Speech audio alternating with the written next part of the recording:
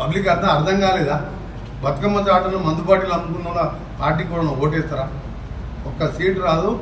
12-13 సీట్లు పెట్టుకున్నాం. 15 మిషన్ మా టార్గెట్. 12-13 సీట్లతో పార్లమెంట్లో గెలుస్తున్నాం. ఆ తర్వాత 3 నెలలు బీఆర్ఎస్ పార్టీ దుకాణం బంద్ అవుతుంది. ఆ పార్టీ ఉండదని చెప్పి నేను ఖచ్చితంగా చెప్తున్నా. ఆయన అట్లా మాట్లాడుతుంది కాబట్టి వాళ్ళు ఏం కుట్రలు చేస్తున్నాం మాకు తెలిసిపోద్ది. దానికి డబల్ కుట్రలు చేస్తాం. కుట్రలు చేయము. నేను చేసే పనులు చూసే వస్తారు వాళ్ళు. మీ పార్టీని బొందబెట్టేది ఖాయం. నువ్వు చూసుకో. నువ్వు రేపటికెళ్ళి కోమటిరెడ్డి వెంకరెడ్డి ఏందో తెలుస్తుంది.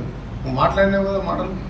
నల్గొండను ముంచి మా ఏ మార్పు నీళ్ళు రాకుండా కనీసం లైనింగ్ చేయకుండా ఇంకా ముఖం లేకుండా మాట్లాడుతున్నావు.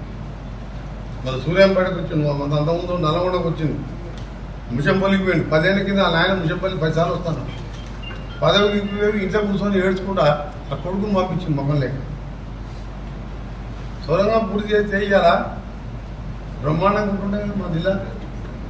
అందుకనే మీ అందరి ద్వారా ఒకటే కేసీఆర్ చెప్పదలుచుకున్నాం.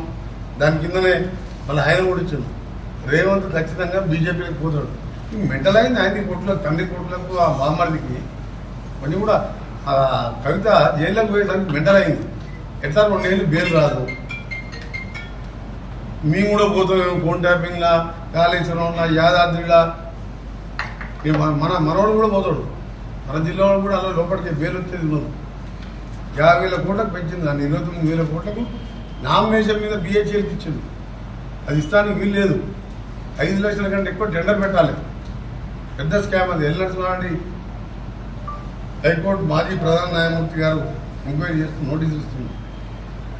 అందుకనే చెప్తున్నాం, కాంగ్రెస్ పార్టీ గురించి మాట్లాడినా మరొకసారి మర్యాద దక్కదని చెప్పి మేము తలుచుకుంటే నీ దగ్గర అయ్యాలా 7-8 మంది ఎంపీలకు పోయి సగం మంది మా దానికి సగం బీజేపీలకు పోయి ఎంపీ టికెట్ తెచ్చుకున్నాం.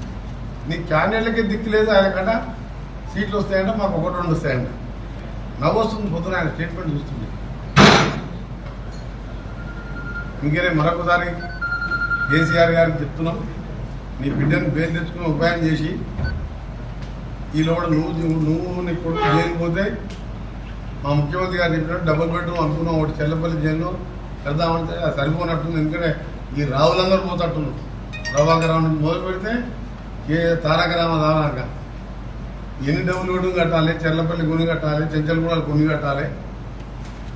చేసిన మోసాలకు రాలిగా మళ్ళీ కాంగ్రెస్ పార్టీ గురించి మాట ఇస్తే మర్యాద దక్కదని చెప్పి సీరియస్గా వార్నింగ్ ఇస్తున్నాం. నువ్వు అనుకుంటున్నావు ఇట్లా కాంగ్రెస్ వాళ్ళు మర్యాదగా మాట్లాడుతున్నావు అనుకుంటున్నాను. నువ్వు నిన్న మనదాకా బచ్చగాడు మాట్లాడితే ఏమో అనుకున్నావు. నిన్న నువ్వు ఎప్పుడైతే మాట్లాడినావో రేపటికెళ్ళి నిన్ను వెంటాడతావు, నువ్వు వేటాడతావు. నువ్వు కట్టె పట్టుకొని నువ్వే అన్నావు కదా మౌనం వెంటాడతామని. మా కట్టె పట్టుకునే వెళ్ళింది మీ గట్టిగా ఉన్నావు. నువ్వు ముసలైన కట్టె పట్టుకొని వేటాడేలేదు, వెంటాడేలేదు. నీ దుకాణమే బంద్ అయింది. అందుకని మరొకసారి తీవ్రంగా ఖండిస్తున్నాం. ఇలాంటి మాటలు ప్రజాస్వామ్యంలో మంచి పద్ధతి కాదు. ప్రజలు ఎన్నుకున్న ప్రభుత్వాన్ని ఏడాదిలో పోతుందని జోస్యాలు చెప్పడం. ఆ రోజు కూడా చంద్రబాబు నాయుడు ఏమన్నా ఎన్టీఆర్ దించిన దాంట్లో ఈయన కూడా పాత్ర ఉన్నదన్న. అవన్నీ ఇక్కడ నడవదు. ఆయన కాంగ్రెస్ పార్టీ కార్యకర్తలు దెబ్బలు తెలియదు. 10 ఏళ్ళు పోలీసులతో చూపించాను. ఇలా మా కార్యకర్తలు ఉరికిరిపించి కొడుకోండి, మేము కొడతాం. జాగ్రత్త.